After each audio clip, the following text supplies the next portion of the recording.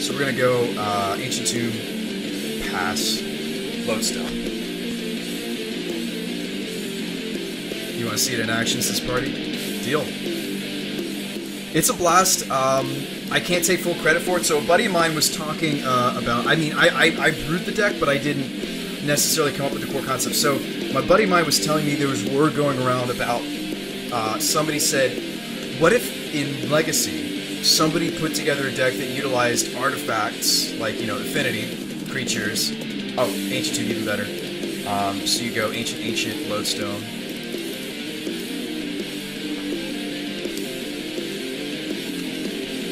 You have to force this. This is just too soon.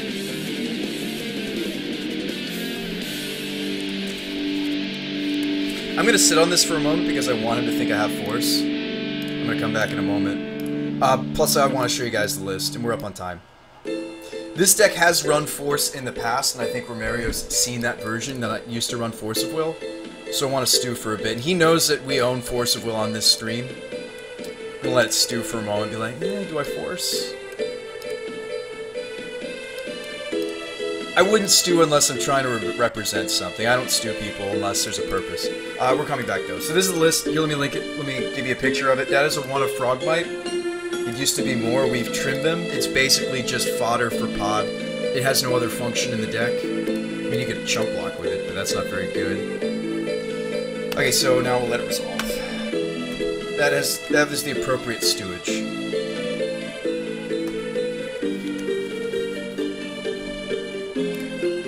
Actually, it might have been a little too much stewage. It's probably too much stewage. But there's a link to the screenshot if you guys want to take a look. This is a non-Force of Will variant. You can easily build it with Force of Will. It just depends on what you want to do.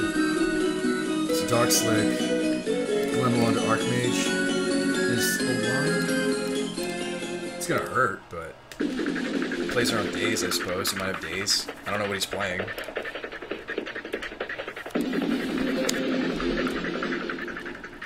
He's gonna counterspell.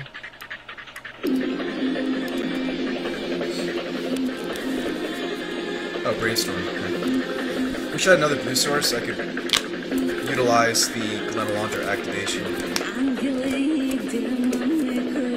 The Dark Slicks are awkward some games, but you need them. They don't require... I might do a split of another land. There's a blue-black filter land that I'm considering getting.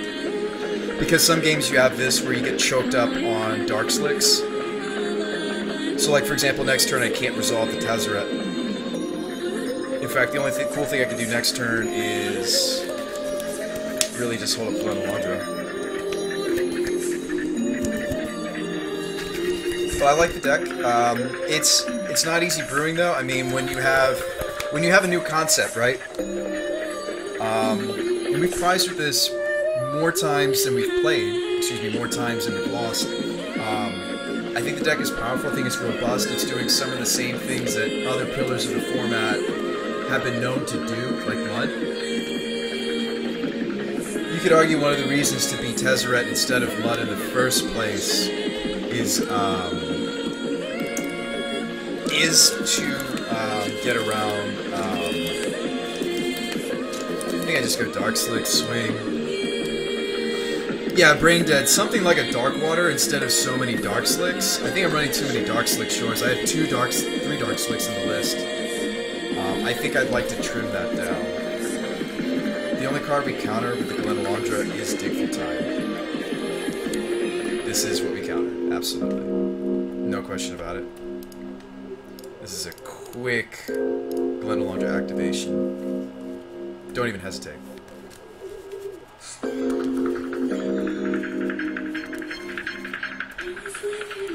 I don't even hesitate. But something like the Darkwater Catacombs could be useful. Did you ever get a place at a Glimmer Void? No, Happy Trees, I never did.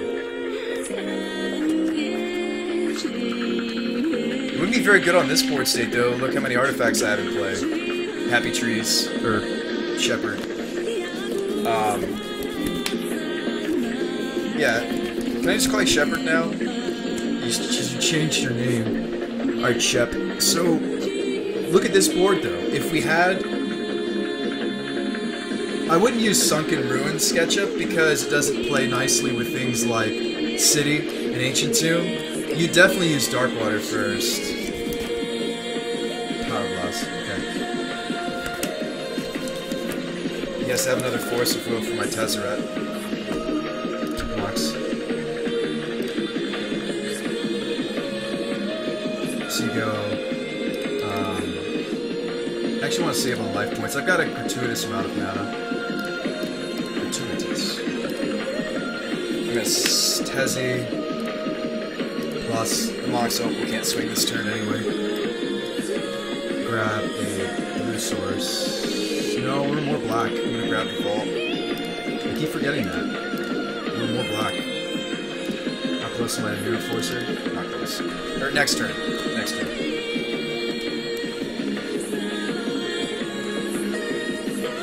Yeah, I'd like to get one Darkwater in here, Brain Dead.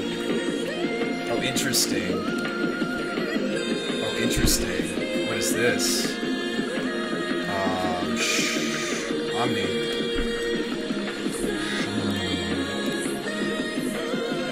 Like, beating him down with my little dudes is gonna be good enough. Lodestone gives his deck a headache. If he is indeed Omni, it looks like he's on Omniscience. Omnitel.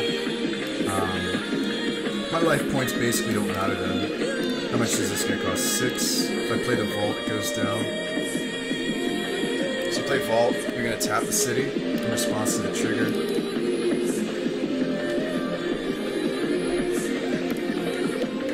Pay 3, 1, 2, 3, 1, 2, 3, 1, 2, 3,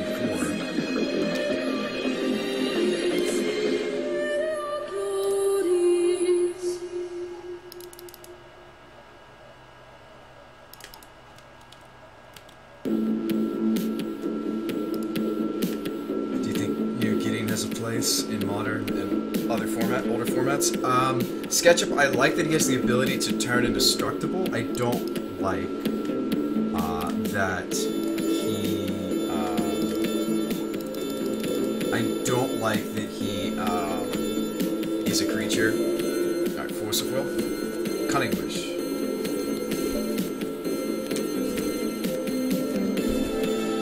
Yeah, he's definitely on Omni. I'm actually really tired. I knew that the second we saw the first Cunning Wish. Intuition. He's grabbing an Intuition, he'll Intuition in response. This Intuition should find Force of Will, he will force the Lodestone. You know what I could have done? I guess I could have waited... Well, this is fine too. Man, I do love this deck.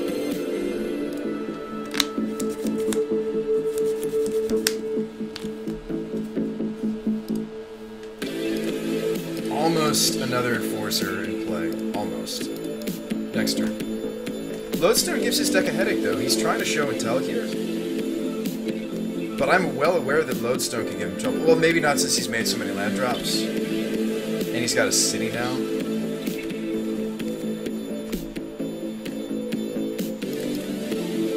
We'll put in the Mirror Forcer.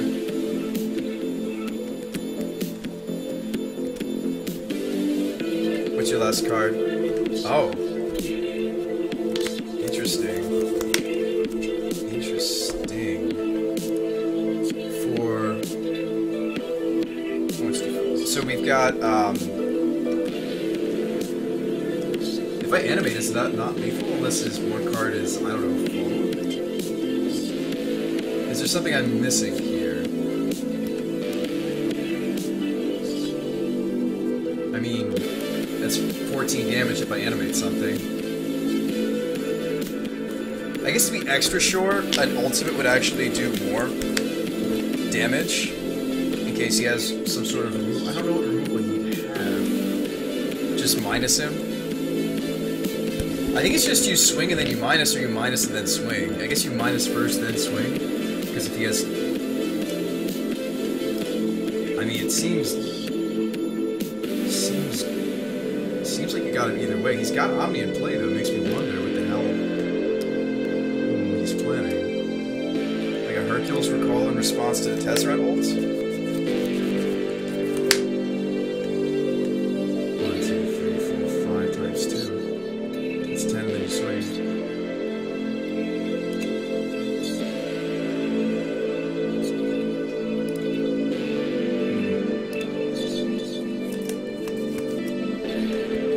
no way to play around this and on me. I don't think there is.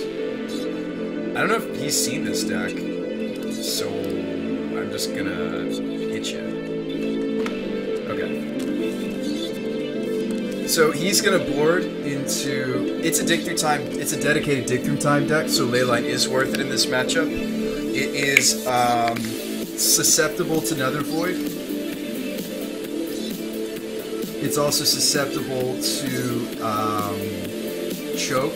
It's susceptible to ley lines. Now he's going to bring in young Pyromancers. That's typically the sideboard transformation, but I don't like bringing in Deluge.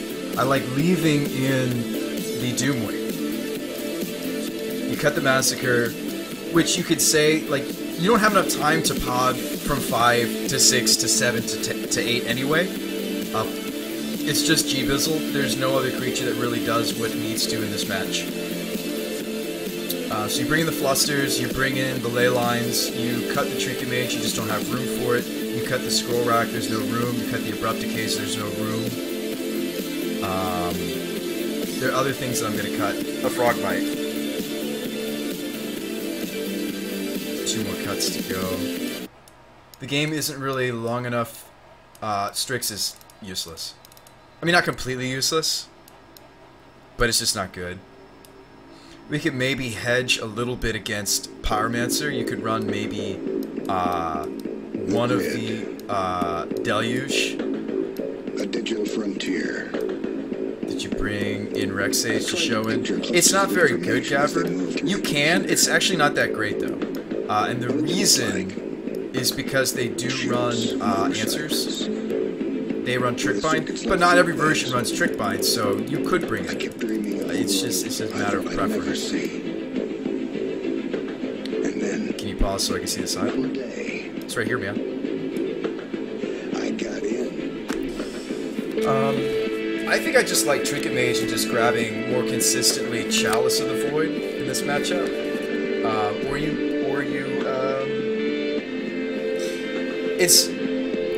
It's not impossible, Gavirion, that you just like, oh, I have the Rexage, and like, oh, they don't have the Wish, but then they just cantrip into the Wish. It's all instant speed. The entire interaction is instant speed. It's just a matter of whether or not he has Trickbind. You can test him, though. I mean, since we're up a game, that's when you put him to the test. It's very bad if he has it. It's very bad if he has the Trickbind. It's very good if he doesn't. But then again, you still have to have it in your hand, and we're better off dropping Lodestone or Nether Void because that's more guaranteed. That's more brutal. Because it cuts him off. It cuts him off being able to do it. But just for purposes, even though this is a competitive match, I'll show you, guys. I'm sure Gavirion's not the only one who's curious about Reclamation Sage's purposes in this matchup. Some opponents' lists are greedy and they don't run the one of Trickbind in the Wish board. So we'll put Romario to the test here. We'll put him to the test here. This is a turn 1 Chalice from my end. We get a turn 1 cantrip likely, or he's representing Spell. The deck is full of way too many,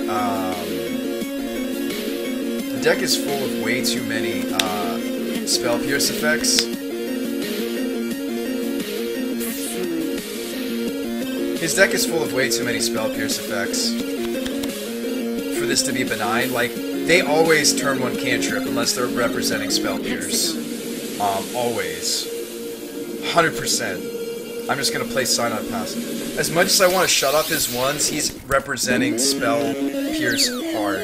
The fact that he didn't end step Brainstorm either makes me very much aware of the spell. There's no faking it now, Romario. You have that card. I'm gonna go Ancient 2 and consider casting. No. Pass one more time.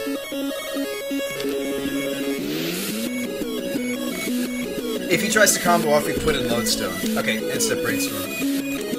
Or main phase Brainstorm. He's definitely got Spell Pierce.